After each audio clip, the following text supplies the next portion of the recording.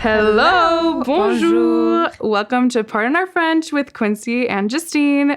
It's our first episode. Yes. We're very excited that you're joining us on this journey, and we really want to take you through sort of the ups, the downs of life in Paris. We're going to have special guests, recommendations for your future travels, and we really want to expose the reality of what living in a foreign country is like in terms of dating, work life, making friends, really mental, physical health, and of course, give you some insider recommendations for Paris, what's overhyped, what lives up to the hype. There are a lot of overhyped places, let's just say. We want this podcast to be a space where you can really get a feel for what it's like moving abroad, especially in a city that's known to be so idyllic and romanticized all the time, just to share what every day is like. But first, let's share more about who we are and how we even got here. So on that note, Quincy, do you want to start us off? Absolutely. So I'm from outside Boston, and I mean, it's always been my dream to live in Paris. I've just really loved and admired the culture for so long. So actually in high school, I had the opportunity to spend my third year in Rennes, and I lived with a French host family. All my classes were in French. It was very true immersion. And it was honestly that year, once I knew I could be that happy, that I, committed to myself.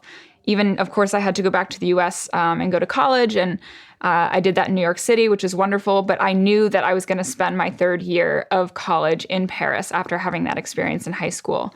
So, of course, 4 months into my, college study abroad, COVID happened, and I was definitely faced with a lot of hard decisions. My program at the time was 72 people, and 70 left and went back to the U.S. Insane. Yeah, so they had to sign a waiver, or first it was, please send us your ticket home.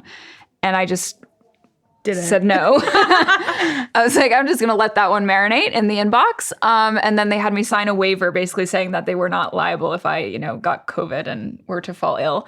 And I just told them that I was staying. And I'm so glad that I did because, at the time, people were like, oh, it's just going to be a 2-week thing. You'll be back. We'll send you back in a month or something. Lie. Yeah, huge lie. So I did endure the confinement, as the French call it, the curfews, the, pass sanitaire. The pass sanitaire, all of that. So I'm sure we'll talk more about that later. Absolutely. But it was not the easiest time, I'll tell you that. But I'm so thankful that I stayed. And that's another reason why, I applied to my master's program and that I've, been able to be here today. I am now working at an international organization in Paris, where I interned during my master's. And truly, now is the first time that I'm, really embarking on full-fledged adult life in Paris. Yeah. Just all of crazy. Our friend group, I feel. Yeah. We're all done with school. Yeah. We're in our little jobs. Our big girl jobs. Yes. I call it little because my job is what finances my, real life. Yes. Yeah, and that's a cultural thing, too. We'll talk more about that, but there's such a difference in, the importance that's put on work and, what you're expected to get out of a job. Yes. And absolutely. Versus, in the United States, it's just the expectations are so different for what role that your job will be in your life. Yeah. We get 35 days of vacation, paid vacation. Can't beat that, baby. Come on. Wow, where do I start? Yeah. So, I'm from California. I grew up in the Silicon Valley. And I kind of am a cheater, if you will, because my parents are actually French. They are originally from Lyon. And they moved to California when they were about 22, 24 for work because it was my dad's dream to, one, live in San Francisco. And then also there are a lot of opportunities in the Silicon Valley for them and what they do. I think I've always known that I was going to live in France. I didn't know when that was going to happen. But I mean, my whole family is in France. Just my parents and my brother are in the U.S. And every time we would visit family, they're like, "Wow, t'es française, toi. You're so French. You're gonna end up here." So I kind of just had faith that was gonna happen. I didn't really plan anything. But I did my undergrad in L.A. I also loved being in L.A., so I ended up staying there after I finished and graduated. And I had to work, I had a job. I worked in Pasadena. That was kind of my goal was to work there. And once I achieved it, I was like, well, I don't feel satisfied. And then COVID hit and I got furloughed and I kind of waited it out a bit. People, as you said it was going to be 2 weeks. Ended up being way longer. And pretty much I got to the point where we were like 5 months in, and I was like, I can't just wait around. Like, you know what? This is the time. I'm going to get my MBA. I'm going to get in France because why not? I had just gone through a breakup, and I was like, fuck this city, pretty much. So I applied. I got in.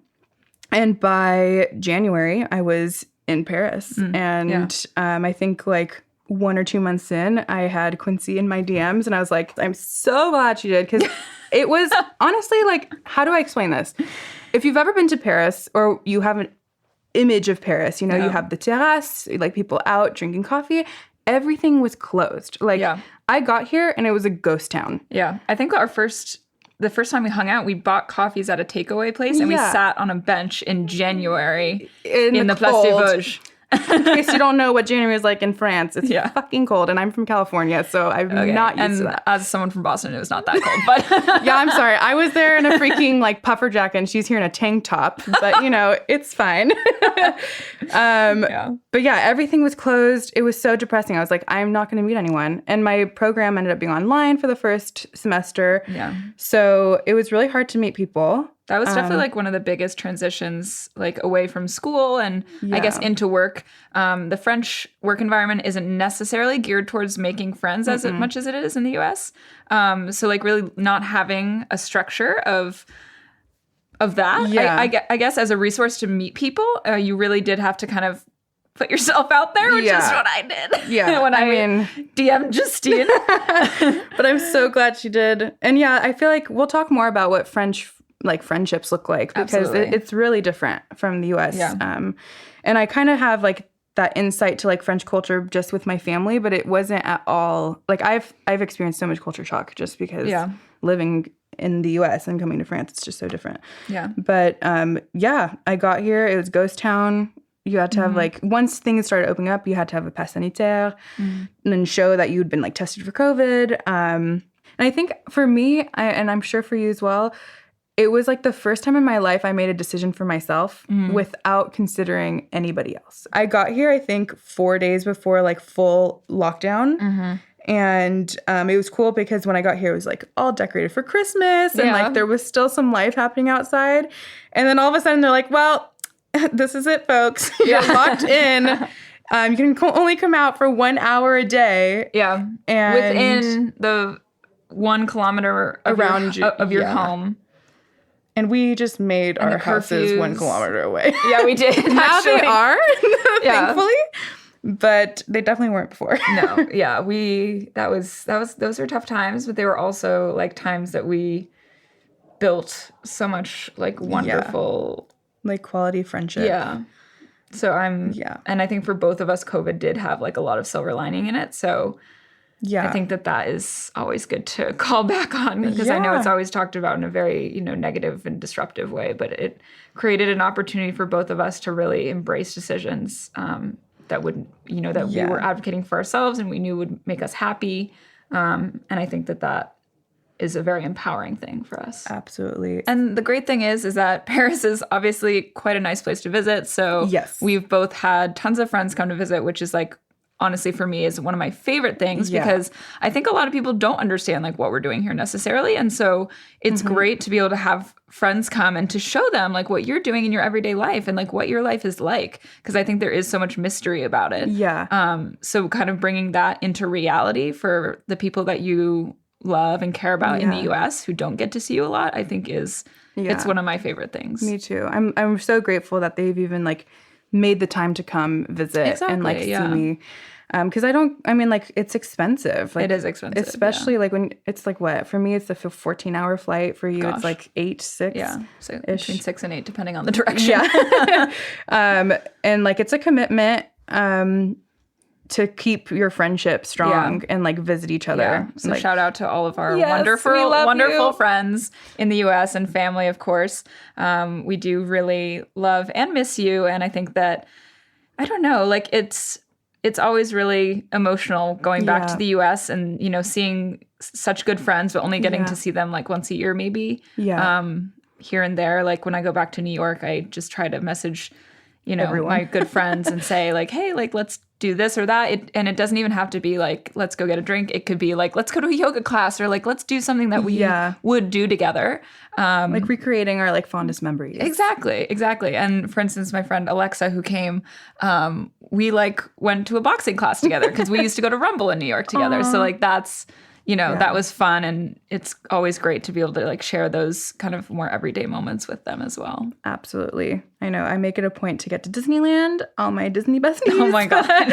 And Laguna Beach, and just like recreate those really, really special memories with those friends. And it's never long enough. Yeah, of course. It's never long enough, but then also it's such a weird torn feeling between like I miss them so much and my life there, but like I belong here. Yeah.